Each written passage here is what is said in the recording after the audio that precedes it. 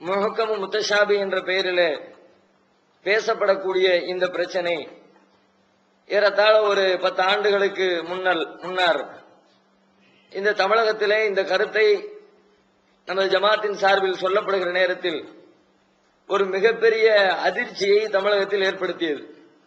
அறிஞர்கள் வட்டாரத்தில், ஆலிம்கள் வட்டாரத்தில், பத்திரிகைகளிலே மிகப்பெரிய அளவிலே ஒரு பெரும் மார்க்கத்துக்கு முரணான திருமறை குர்ஆனுக்கு எதிரான ஒரு கருத்தை நாம் முன்வைத்து விட்டதாக, எப்படி ஜகாத்தை பற்றி பேசுகிற பொழுது இப்பொழுது ஒரு தவறான கருத்தை சொல்லிவிட்டோம் என்று பேசிக் கொண்டிருக்கிறார்களோ, இதுபோன்று மதுஹபுகளை விமர்சனம் செய்வதை பற்றி பேச்சை துவங்கிய நேரத்தில் அதை ஒரு மார்க்கத்திற்கு முரணானது என்று மக்கள் மத்தியிலே எப்படி பேசப்பட்டதோ, தர்காக்களுக்கு செல்வது, கந்தூரி விழா எடுப்பது, இவைகளெல்லாம் குற்றம் என்று நாம் விவரித்த பொழுது எப்படிப்பட்ட ஒரு பேர் அதிர்ச்சியை தமிழகத்தில் ஏற்படுத்தியதோ, அந்த அளவிற்கு கடந்த காலத்திலே ஒரு மிகப்பெரிய அதிர்ச்சி ஏற்படுத்திய சம்பவமாக இது விவாதிக்கப்பட்டது. அல்லாஹ்வை தவிர யாரும் அறிந்து கொள்ள முடியாத ஒரு செய்தியை இவர்கள் மனிதர்கள் அறிந்து கொள்ள முடியும் என்று சொல்கிறார்களே என்றெல்லாம் பேசினார்கள். ஆனால் நன்றாக ஆய்வு செய்து பார்க்கிற பொழுது நாம் சொல்லக்கூடிய இந்த கருத்து நம்முடைய மனோ இச்சையின் அடிப்படையிலோ விருப்பு வெறுப்புகளின் அடிப்படையிலோ சொல்லப்பட்ட தகவல் அல்ல. அதற்கு திருமறை குர்ஆனே வேறு பல வசனங்களில் விளக்கமாக இந்த வசனங்களை விளங்கிக் கொள்ள முடியும் என்று சான்று பகன்று சொல்லிக் கொண்டிருக்கிற நேரத்தில் நபிகள் நாயகம் ஸல்லல்லாஹு அலைஹி வஸல்லம் அவர்களுடைய பொன்மொழிகளும் இது போன்ற வசனங்களை விளங்கிக் கொள்ள முடியும் என்று விளக்கம் தந்து கொண்டிருக்கிற நிலையில் விளங்காது, புரியாது, மனிதர்களால் விளங்கிக் கொள்ள முடியாது என்று சொல்லக்கூடிய இந்த கருத்து தான் மனோ இச்சையின் அடிப்படையிலே, விவரம் தெரியாத அடிப்படையிலே, ஒரு அறியாமையின் அடிப்படையிலே பேசப்பட்ட ஒரு கருத்தாக இருக்கிறது என்பதனை நாம் முதலிலே விளங்கிக் கொள்ள வேண்டும்.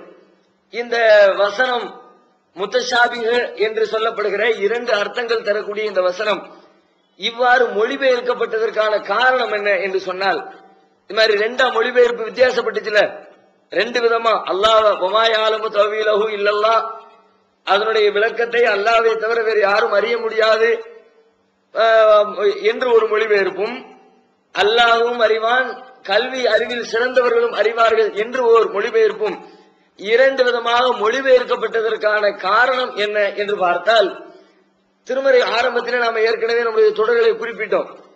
திருக்குர்ஆன்ல இல்லாத பல செய்திகளை, ஆரம்பத்தில் திருக்குர்ஆன்ல இறக்கப்படாத, நபிகள் நாயகம் ஸல்லல்லாஹு அலைஹி வஸல்லம் அவர்களால் சொல்லித்தரப்படாத, உஸ்மான் இப்னு அஃபான் அவர்கள் தொகுத்த திருக்குர்ஆன் தொகுத்தாங்களே, அந்த அவர்களால் தொகுக்கப்பட்ட அந்த திருக்குர்ஆன் பதிவேட்டிலே இல்லாத பல தகவல்கள் திருமறை குர்ஆனிலே இன்றைக்கு சேர்க்கப்பட்டிருக்கிறது.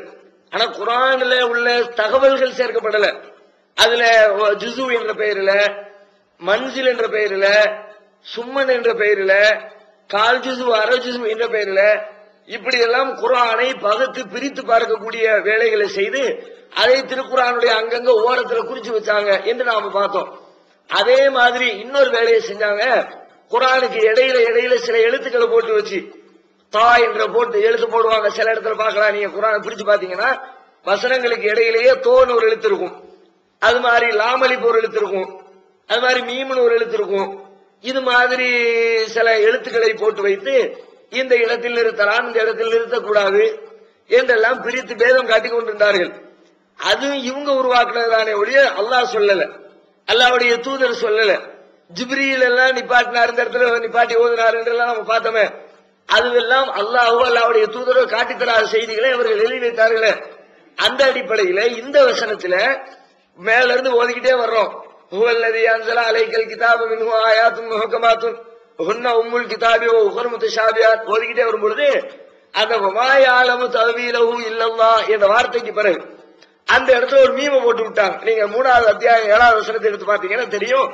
அந்த இடத்துக்கு அடுத்தாப்புல ஒரு ஃபுல் ஸ்டாப். இந்த இடத்துல மீமு போட்டா நிப்பாட்டியே தீரும். அவர்களுடைய விதிப்படி மீமுக்கு லாமலிப்பு போட்டா அப்படி நிப்பாட்டவும் செய்யலாம், நிப்பாட்டாமவும் போகலாம். லாமலிப்புக்கு அர்த்தம். மீமு போட்டா என்ன அர்த்தம்னா கண்டிப்பா நிப்பாட்டி தான் ஆகணும், நிப்பாட்ட வேண்டிய ஒரு ஃபுல் ஸ்டாப் வச்ச மாதிரி, முற்றுப்புள்ளி வச்ச மாதிரி. முற்றுப்புள்ளி வச்சா என்ன அர்த்தம்? சாதாரணமா நம்ம ஒரு பேச்சு, நம்ம ஒரு எழுத்து எழுதுறோம் தமிழ்ல, எழுதக்கூடிய எழுத்துல ஒரு இடத்துல புள்ளி வச்சு முற்றுப்புள்ளி வச்சு நிப்பாட்டியாச்சுன்னா கார் புள்ளிங்கிறோம், அரை புள்ளிங்கிறோம். முற்றுப்புள்ளினா மேட்ரு முடிஞ்சது, அடுத்த மேட்ரு அடுத்து ஆரம்பிக்குது என்றுதான் அர்த்தம். இந்த இடத்துல ஒரு மீமை போட்டு விட்டாங்க.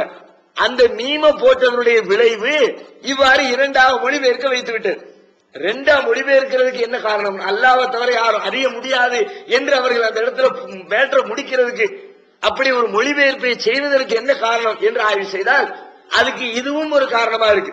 அவங்க போட்டு வச்ச தேவையில்லாமல் எழுதி வைத்த ஒரு மீமால் இவ்வளவு பெரிய சர்ச்சை திருக்குர்ஆனுடைய அடிப்படையிலேயே கை வைக்கிற அளவுக்கு குர்ஆன் மனித குலத்திற்கு விளங்குவதற்காக, விளக்கப்படுவதற்காக, புரிந்து கொள்வதற்காக, பின்பற்றுவதற்காக, நேர்வழி வருவதற்காக அருளப்பட்ட ஒரு வேதம் அது விளங்குமா விளங்காதான்னு சர்ச்சை செய்யற அளவுக்கு ஒரு பெரிய பின்னடைவை திருமறை குர்ஆனுடைய விளக்கத்திலே புரிந்து கொள்வதில் ஏற்படுத்தி இருக்கிறது என்பதை நாம் புரிந்து கொள்ள வேண்டும். மேலும் நாம் அதற்கான ஆதாரங்கள் என்று பார்த்தால் குர்ஆனை புரிந்து கொள்ள முடியும், எல்லா வசனத்தையும் புரிய முடியும் என்று வேறு நிறைய ஆதாரங்களை குர்ஆன்ல பார்க்க முடியும். உதாரணமாக சொல்றதா இருந்தா, இப்போ அல்லாஹ்வை தவிர யாரும் அறிய முடியாது என்று நாம் நம்பினார், இந்த வசனங்களை அல்லாஹ்வை தவிர வேற யாருக்கும் புரியாது என்று நாம நம்பினா அந்த வேற யாருன்ற லிஸ்டுக்குள்ள யார் தான் வர்றா? அல்லாஹ்விடம் இருந்து குர்ஆனை வாங்கி கொடுத்த ஜிப்ரீல் அலைஹிஸ்ஸலாம் அவங்களும் வர்றாங்க. அதை உலகத்துக்கு வாங்கி கொடுத்த நபிகள் நாயகம் ஸல்லல்லாஹு அலைஹி வஸல்லம் அவங்களும் வர்றாங்க.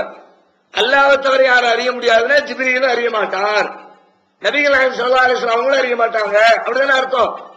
உலகத்துக்கு குர்ஆனை இவங்க வழியாத்தான் அல்லாஹ் விளக்குறதுக்கு தேர்ந்தெடுத்தான்.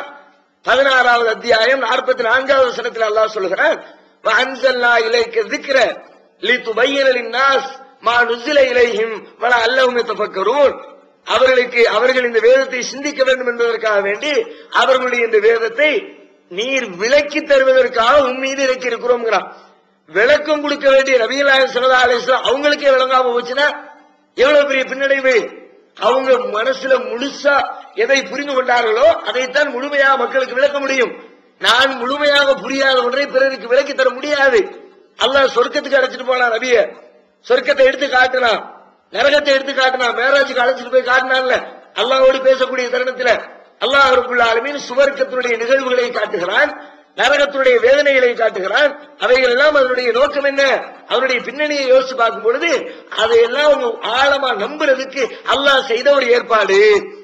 அதுல கொஞ்சம் கூட சந்தேகம் இல்லாமல் உள்ளத்துல ஆணி அரைஞ்ச மாதிரி, பசுமரத்துல ஆணி அரைஞ்ச மாதிரி சொல்றோம்ல, அது மாதிரி அரைஞ்ச ஒரு செய்தியா உள்ளத்துல போய் உட்காரணுன்றதுக்காக, அப்படி உட்கார்ந்தா தான் அந்த செய்தியை முழுமையான முழு மனதோடு மக்களுக்கு விளக்கி தர முடியும் என்பதற்காக வேண்டி அல்லாஹ் ரப்பல் ஆலமீன் சொர்க்கத்தினுடைய நிகழ்வை எடுத்து காட்டுறான், நரகத்தினுடைய நிகழ்வை எடுத்து காட்டுகிறான் என்று சொன்னால் குர்ஆன்ல இருக்கிற செய்தி விளக்கி கொடுக்க மாட்டானா?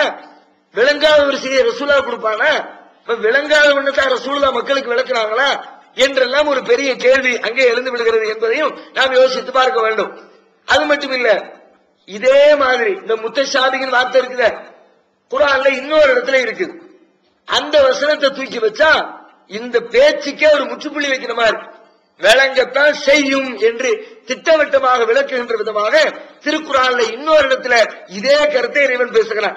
39வது அத்தியாயத்துடைய 23வது வசனம் அல்லாஹ் சொல்றான், அல்லாஹு நஸ்ஸல அஹ்ஸனல் ஹதீஸி, அல்லாஹ் தான் இந்த அழகிய செய்தியை இறக்கி வைத்தான்.